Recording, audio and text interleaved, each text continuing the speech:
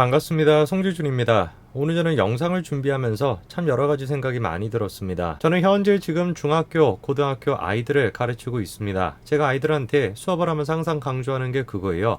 시간이 될 때, 능력이 될 때 최선을 다해가지고 열심으로 살아라. 지금 이 시간에 너네들이 열심히 할 수 있는 게 공부 말고 다른 게 별로 없지 않냐. 그러니까 공부를 열심히 해라. 그렇게 열심히 하면은 하고 싶은 것도 조금 포기하고 놀고 싶은 것도 포기하고 그렇게 열심으로 공부하면은 반드시 그 결과를 너네들이 맛볼 수 있을 것이다. 항상 제가 아이들한테 강조합니다. 근데 문재인 정부 들어가지고 제가 이런 얘기를 아이들한테 함부로 할 수가 없습니다. 열심히 공부해라. 분명히 과정은 공평하기 때문에 열심히 공부한다면은 공정한 결과를 우리가 얻을 수 있을 것이다. 이런 얘기를 제가 할 수가 없습니다. 박성민이가 지금 저런 식으로 청년 비서관으로 사실상 1급으로 저렇게 채택이 되는데 어떻게 제가 그런 이야기를 아이들한테 할 수가 있겠습니까? 오늘 저는 참으로 이 영상을 준비하면서 분노를 느낍니다. 그러면서 동시에 문재인 정부가 아직까지도 정신을 못 차렸다라는 걸 보면서 내년 대선도 반드시 우리가 승리할 수 있을 거다라는 생각을 하면서 한편으로는 또 안도가 됩니다. 문재인 정부의 패망의 역사,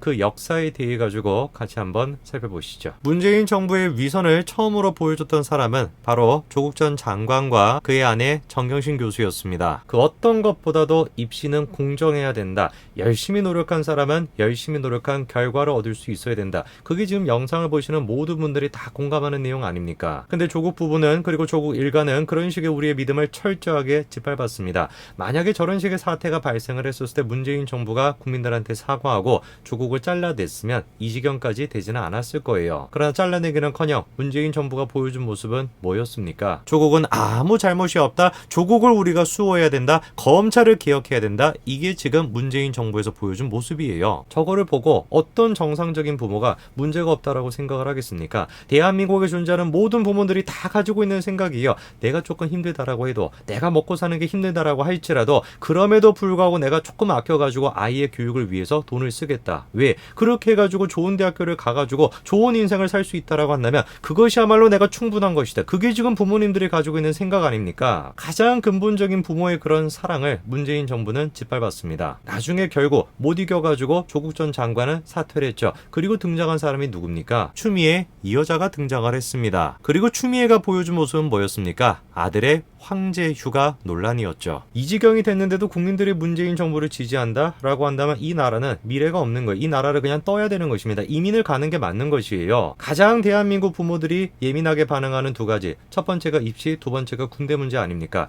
그 두 가지에 대해 가지고 전임자와 그리고 후임자 모두가 하나하나씩 맡아가지고 다 지금 위선적인 모습을 보여준 겁니다. 어떻게 이런 상황에서 문재인 정부를 지지를 하겠습니까? 추미애라고 하는 인간이 등장했음에도 불구하고 군대까지도 마찬가지로 특혜를 받았다라고 하는 논란이 생겼음에도 불구하고 그럼에도 불구하고 문재인 정부는 추미애조차도 잘라내지 않았습니다. 오히려 추다르크라고 하면서 추대를 했었죠. 결국에 마지막에 가가지고 버티다가 못 버텨가지고 잘라냈지만 이미 그때는 때가 늦은 거 아닙니까? 그렇다고 해서 이 사람들이 지금 정신을 차렸습니까? 전혀 그렇지 않죠. 조국이 지금 보여주고 있는 모습이 뭐예요? 조국의 시간, 자기는 죄가 없다. 이거를 지금 강조하는 거 아닙니까? 그리고 그거를 보고 지금 지지자들이 이렇게 화답을 하고 있어요. 끝까지 가겠다 이겁니다. 저렇게 문재인 정부와 문재인 대통령 지지자들은 끝까지 갔습니다. 그렇게 끝까지 가가지고 탄생한 게 뭡니까? 윤석열 신드롬이 탄생한 것이고 그리고 이준석 신드롬이 탄생을 한 거예요. 대한민국에 있는 모든 자유우파 국민들이 이준석에 대해 가지고 100% 찬성을 하기 때문에 이준석을 당대표로 만든 겁니까? 전혀 그렇지 않습니다. 오히려 걱정하는 마음이 더 크면 컸지 이준석에 대해서 지지하는 마음은 결코 크지 않아요. 이런 상황 속에서 최소한으로 더불어민주당이 국민들 앞에 사죄하고 그리고 우리도 마찬가지로 청년들이 지금 겪고 있는 그 아픔, 그 박탈감에 공감한다. 우리가 앞으로 계속해가지고 과정을 공정하게 만들기 위해서 애쓰겠다라고 했으면 상황이 바뀌었을 수도 있습니다. 그런데 이 사람들이 보여준 모습은 뭡니까? 김남국이 됐건 김용민이 됐건 지난번 재보궐선거와 마찬가지로 계속해가지고 마타도어만 지금 하고 있는 것이에요. 전혀 지금 진보적이지 않습니다. 진보적이기는커녕 가장 보수적인 집단, 그게 지금 더불어민주당의 모습이에요. 모습이에요. 왜 도대체 국민들이 이준석을 당대표로 만들었는지,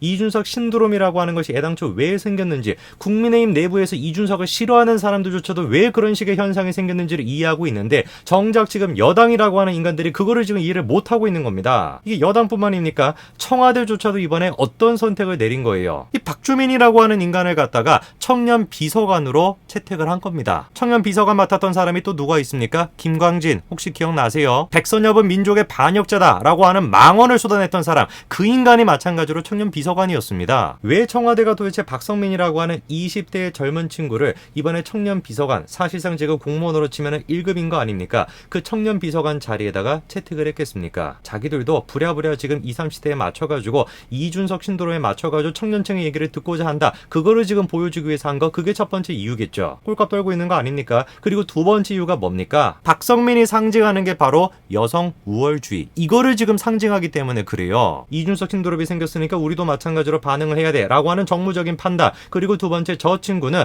여성 우월주의에 대해서 얘기했으니까 현재 지금 20대, 30대, 40대의 여성들이 우리를 지지해 주겠지라고 하는 생각. 그 두 가지 때문에 박성민이라고 하는 사람이 1급의 지금 자리에 올라가게 된 겁니다. 우리로서는 좋은 일이죠. 정치적으로 생각해 본다면 좋은 일입니다. 계속해가지고 저런 식으로 정신 못 차리고 행동한다면 내년 대선 또한 마찬가지로 물 건너 갈 거니까 계속 문재인 정부는 문재인 대통령 고집 부리시고 아집 부리세요. 우리로서는 정치적으로 좋은 겁니다. 그러나 제가 애들을 가르치는 입장에서, 그리고 지금 이 순간에도 대학생 애들과 교류하는 입장에서 저거를 봤을 때 제가 분노를 안 느낄래 안 느낄 수가 없어요. 제가 얼마나 많은 비참함을 느끼는지 모르겠습니다. 지금 이 순간에도 진짜 많은 친구들이 고시원에서 고생하고 있지 않습니까? 정말 많은 친구들이 구급 하나 그거 달아보겠다라고 자기가 하고 싶은 거 모든 것들을 다 포기하고 1년이 됐건 2년이 됐건 3년이 됐건 4년이 됐건 그 모든 시간을 지금 다 쏟아붓고 있어요. 그렇게 해가지고 겨우겨우 구급을 지금 답니다. 그런데 행시는 뭐 본 적도 있는지 모르겠는데 행시는 통간 적도 없는 애가 그냥 백과 그리고 여성 우월주의적인 그런 성향을 가지고 있다라고 하는 이유로 저런 식의 지금 1급짜리에 채택이 된다. 이거는 진짜 잘못돼도 한참 잘못된 거죠. 청와대가 지금 이렇게 얘기하고 있습니다. 박성민 씨가 본인의 의견을 소신 있게 제기하고 다양한 목소리를 주의 깊게 경청하는 균형감을 보여줬다라고 얘기하고 있죠. 영상을 지금 보시는 분들 중에서 박성민 씨가 소신 있게 얘기한 거 뭐가 있는지 하나라도 찾으셨으면 댓글로 좀 달아주시기 바랍니다.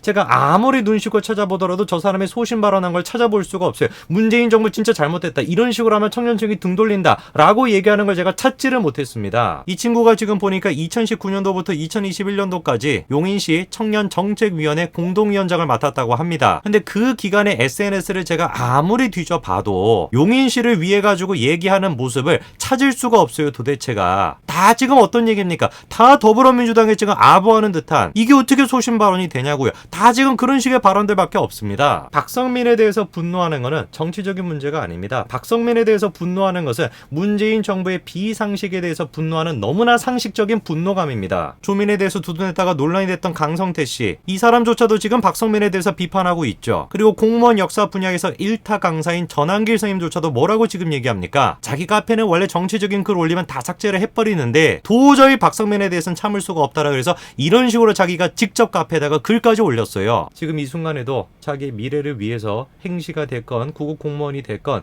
자기의 미래를 위해서 놀고 싶은 거 다 참고 하고 싶은 거 다 참고 그렇게 자신의 청년 시절을 지금 희생하고 있는 수많은 사람들이 있는데 지금 영상을 제가 찍고 있는 이 순간에도 그 골방에서 얼마나 열심히 공부하고 있을 텐데 딱 한 가지 믿음을 가지고 이렇게 열심히 공부하면은 공정한 결과를 내가 얻을 수 있겠지라고 하는 그 믿음 한 가지만을 바라보면서 진짜 그렇게 희생하고 있을 텐데 그 친구들을 생각하면 제가 진짜 분노가 느껴집니다. 문재인 정부에 대해서 우리가 분노를 느끼는 것은 정치적인 문제가 아닙니다. 이거는 상식의 문제인 것이고 공정의 문제입니다.